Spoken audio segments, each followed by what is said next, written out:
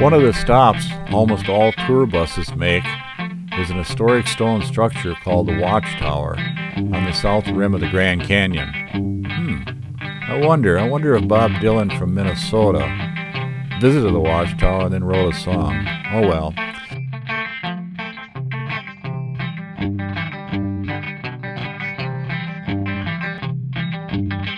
From the top floor of the tower is an outstanding view of the canyon. In 1930, the Fred Harvey Hotels and Tour Company and the Santa Fe Railroad hired architecture and designer Mary Jane Coulter in 1930 to design a gift shop and rest area at Desert View, which overlooked the south rim of the Grand Canyon.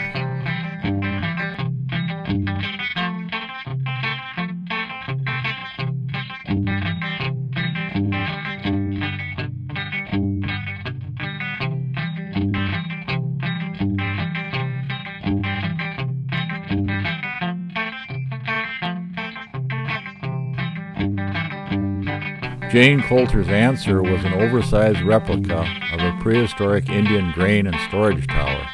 Mary Coulter's goal was to build a structure that provided the widest possible view of Grand Canyon, yet harmonizes with its setting. According to the displays, many months of research and 3 years of construction were needed to combine the finest examples of Indian designs and masonry found in the Southwest. She used ancient towers serving as models for the Desert View Tower. Historians think watchtowers were probably used by their builders for protection and storage of food. There are also indications that some towers were used by priests for making astronomical observations. Since the main purpose of towers seemed to be for people to observe or watch from, the term watchtower is widely applied to such structures. The replica prehistoric Indian watchtower opened in May 1933. The purpose of the watchtower served as a rest stop and as a teaching device for helping the visitor better understand the past and present life of Southwest Indians.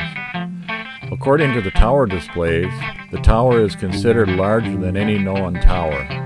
The tower is designed with one enormous circle at the north and a smaller circle at the south.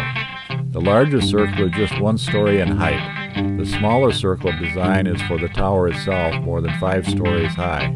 Mary Jane Coulter was a perfectionist and scrutinized every detail down to the placement of every stone.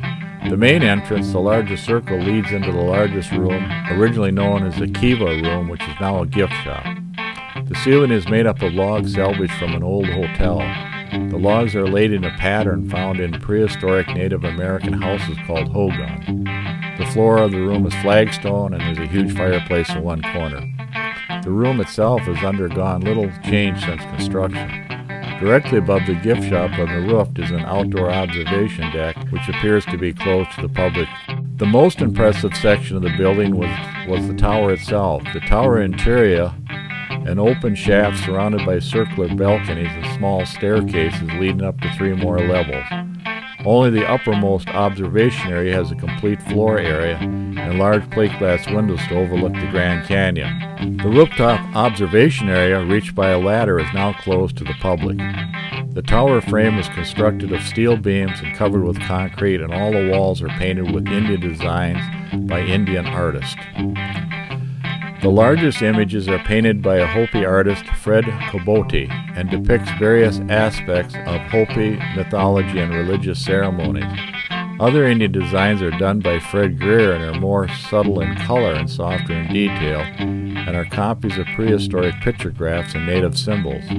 What I enjoyed was the tiny windows of the tower itself that let in a minimal amount of light, which made the tower cave-like and mystical atmosphere.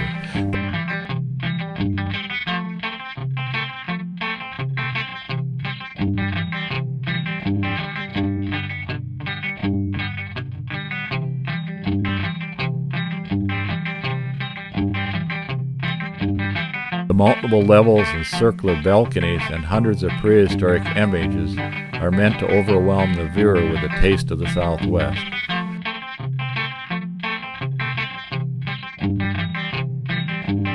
According to Jane Coulter's own words, the watchtower is designed to serve as a rest stop and a device for helping better understand the Southwest Indians. But what I liked best about the tower, it was free.